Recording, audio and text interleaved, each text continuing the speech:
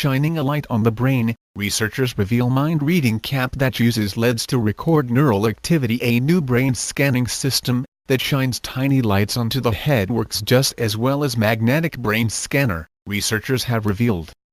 The new system requires wearers to don a smart cap. It works by detecting light transmitted through the head and capturing the dynamic changes in the colors of the brain tissue.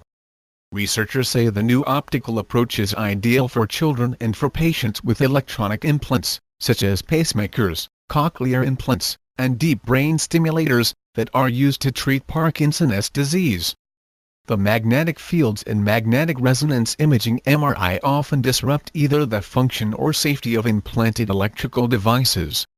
Researchers have been developing the technology, called diffuse optical tomography, for more than 10 years, but the method had been limited to small regions of the brain.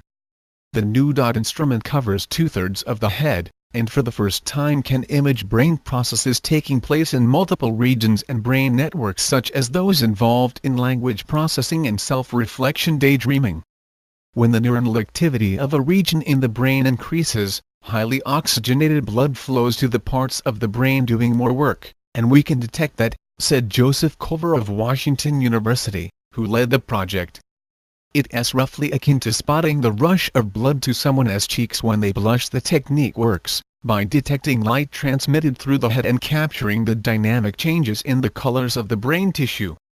Although technology is now used in research settings, it has the potential to be helpful in many medical scenarios, as a surrogate for functional MRI, the most commonly used imaging method for mapping human brain function.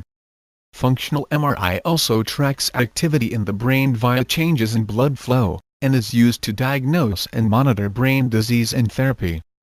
It's roughly akin to spotting the rush of blood to someone's cheeks when they blush. The technique works by detecting light transmitted through the head and capturing the dynamic changes in the colors of the brain tissue.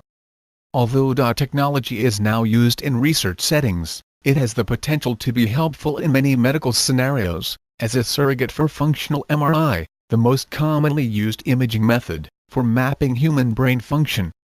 Functional MRI also tracks activity in the brain via changes in blood flow, and is used to diagnose and monitor brain disease and therapy. Another commonly used method for mapping brain function is positron emission tomography (PET), which involves radiation exposure. Because technology does not use radiation, multiple scans performed over time could be used to monitor the progress of patients treated for brain injuries, developmental disorders such as autism, neurodegenerative disorders such as Parkinson's, and other diseases. Unlike fMRI and PET, technology is designed to be portable, so it could be used at a patient's bedside or in the operating room. The researchers say could be used to learn more about how deep brain stimulation helps Parkinson's patients, imaging the brain during social interactions, and studying what happens to the brain during general anesthesia, and when the heart is temporarily stopped during cardiac surgery. For the current study, published online in Nature Photonics, the researchers validated the performance of by comparing its results to fMRI scans. Data was collected using the same subjects, and the and fMRI images were aligned. They looked for Broca's area, a key area of the frontal lobe used for language and speech production. The overlap between the brain region identified as Broca's area by data and by fMRI scans was about 75%. In a second set of tests, researchers used and fMRI to detect brain networks that are active when subjects are resting or daydreaming. In these studies, the data also showed remarkable similarity to fMRI, picking out the same cluster of 3 regions in both hemispheres. Researchers can get reliable data to a depth of about 1 centimeter of tissue. That centimeter contains some of the brain's most important and interesting areas with many higher brain functions, such as memory, language and self-awareness, represented. Culver and Washington University have financial interests in Cephalogics LLC based on a license of related optical imaging technology by the university. The Cephalogics LLC. They are regulated in accordance with the university's conflict of interest policies.